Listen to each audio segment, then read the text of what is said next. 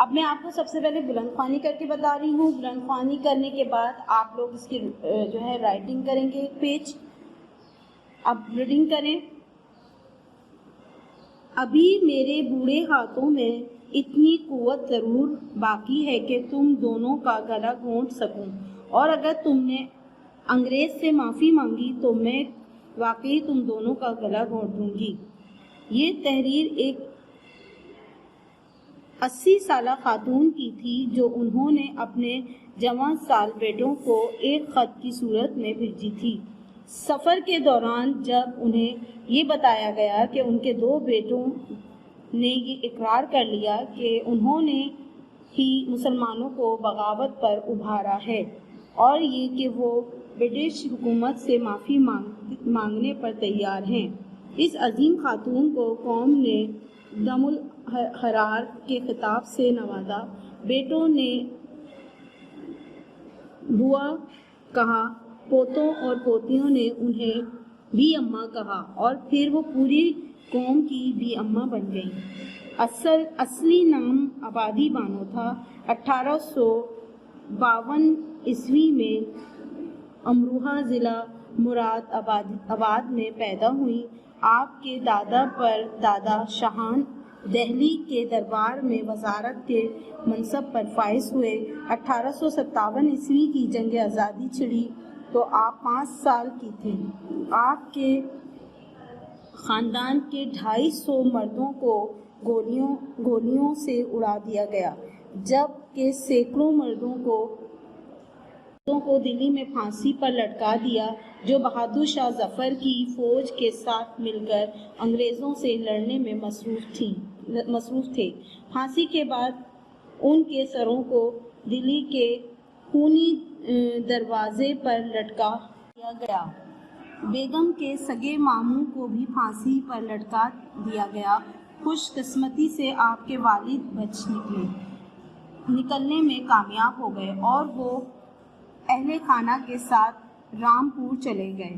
رامپور میں قیام کے دوران آبادی بیگم شادی ناگپور کے ایک غیر سیاسی خاندان کے فرد، ایک مقدر افسر عبدالعلی خان سے ہوئی. ان سے ایک بیٹی اور 5 بیٹے پیدا ہوئے. بدقسمتی سے رامپور میں چیچک کی وبا پھیل گئی تو آپ کے شوہر بھی اس کی لپیٹ میں آئے اور اگست 1880 عیسوی میں چل بسے. یوں آپ صرف 28 برس کی عمر میں بیوہ ہو گئیں. آپ نے دوسری شادی نہ کی اور اپنے بچوں کی تعلیم و تربیت کے لیے وقف کر دیا. آپ کے بیٹوں میں سب سے چھوٹا محمد علی صرف 2 سال کا تھا. بچوں کو جدید تعلیم سے آراستہ کرنا آپ کا سب سے بڑا خواب تھا. جلد ہی آپ کا بڑا بیٹا ذوالفقار انگریزی اسکول میں تعلیم حاصل کرنے لگا. اب بی اماں نے اپنے دوسرے بیٹے شوکت علی اسی انگریزی اسکول میں داخل کرانا چاہا تو آپ کے دیور اور مالی سرپرست نے یہ کہا کہ انکار کر دیا. خاندان میں ایک مولود ہی کافی ہے. بی اماں نے ان کے اس فیصلے کو سختی سے رد کر دیا. دوسرے دن ہی اپنا بچا کچا زیور گروی رکھ کر آئیں اور شوکت علی کی تعلیم کا بندوبست کیا. یہ ان دنوں کی بات ہے جس زمانے میں انگریز تحریک خلافت زوروں پر تھی. بی اماں کے 2 بیٹے محمد علی اور شوکت علی پورے ملک میں علی برادران کے نام سے خاصی شہرت حاصل کر چکے تھے. اس وقت آپ 80 سال کی بوڑھی عورت ہو چکی تھیں، لیکن آپ کا عزم اس وقت بھی جوان تھا. آپ نے کئی اہم موقعوں پر اپنے گرفتار بیٹوں کی نمائندگی کی. مثلاً آپ نے 1913 عیسوی میں کولکتہ میں منعقدہ آل انڈیا مسلم لیگ کے سالانہ اجلاس میں شرکت کی اور اپنے بیٹے مولانا محمد علی جوہر کی نمائندگی کی جو اس وقت جیل میں تھے. یوں تو آپ نے برقع اتارے بغیر ہی اجلاس سے خطاب کیا، لیکن آپ پہلی مسلم خاتون تھیں جنہوں نے پہلی بار کسی مردانہ جلسے سے خطاب کیا۔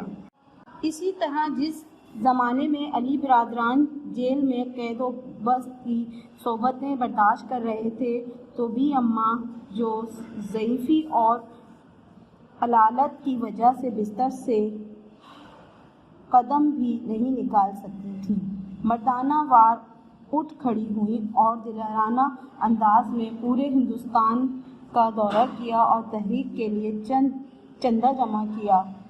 سفر کے دوران جب آپ کو یہ بتایا گیا کہ مولانا محمد علی، شوکت علی دونوں نے یہ قبول کر لیا کہ انہوں نے ہی مسلمانوں کو بغاوت سے ابھارا ہے اور یہ کہ وہ برٹش حکومت سے معافی مانگنے پر تیار ہیں، تو بی اماں نے بیٹوں کے نام فوراً ایک خط لکھا، اگر تم نے معافی مانگی تو میں تم دونوں کا گلا گھونٹ دوں گی۔ اسی زمانے میں سنارنپور کے ایک گمنام شاعر منشی نور محمد نے 6 بندوں پر مشتمل ایک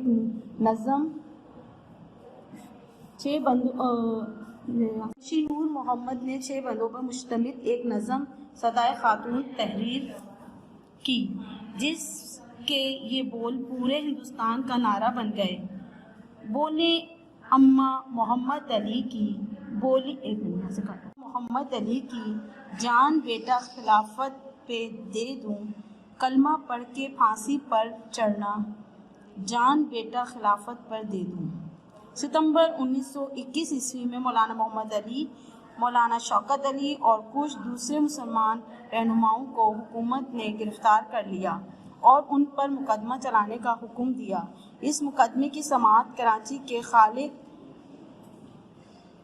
وینا ہال میں ہوئی۔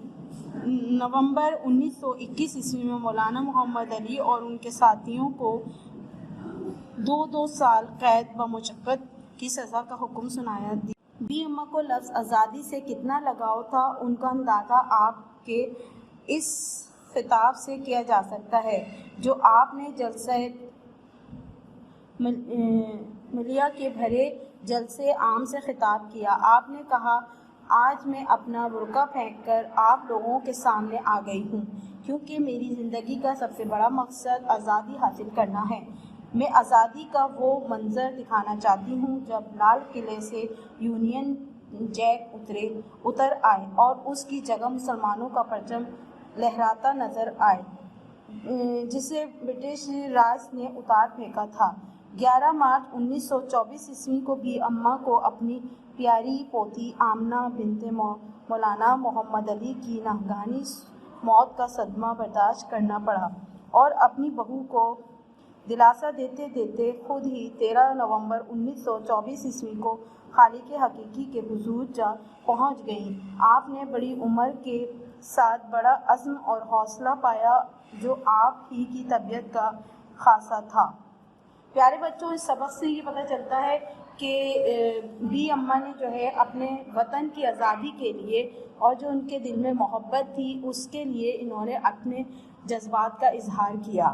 اس سے پتہ چلتا ہے کہ انہوں نے اپنے بیٹوں کو بھی قربان کرنے سے دریغ نہ کیا اور انہوں نے بس ایک ہی لگن تھی کہ وہ بس وطن کی محبت میں کچھ بھی کر سکتی ہیں۔ تو اس لیے آپ لوگ بھی اپنے دل میں وطن کی محبت کو رکھیں اور اس سے بڑھ کر کچھ نہ سوچیں۔ سوال نمبر 1 کریں گے۔ پہلا سوال ہے، بی اماں کا اصل نام کیا ہے؟ بی اماں کا اصل نام آبادی بانو تھا۔ دوسرا سوال آپ کریں گے، دونوں بھائیوں نے کس نام سے شہرت پائی؟ دونوں بھائیوں نے علی برادران کے نام سے شہرت پائی۔ تیسرا سوال، جب شوہر کا انتقال ہوا تو بی اماں کی عمر کتنی تھی؟ جب شوہر کا انتقال ہوا تو بی اماں کی عمر 28 سال کی تھی۔ دیے گئے لفظوں کو درست الفاظ سے پُر کیجیے۔ پہلی خالی جگہ، جان بیٹا ڈیش پر دے دو، جان بیٹا خلافت پر دے دو۔ دوسری، والد کے انتقال کے وقت محمد علی کی عمر ڈیش تھی۔ والد کے انتقال کے وقت محمد علی کی عمر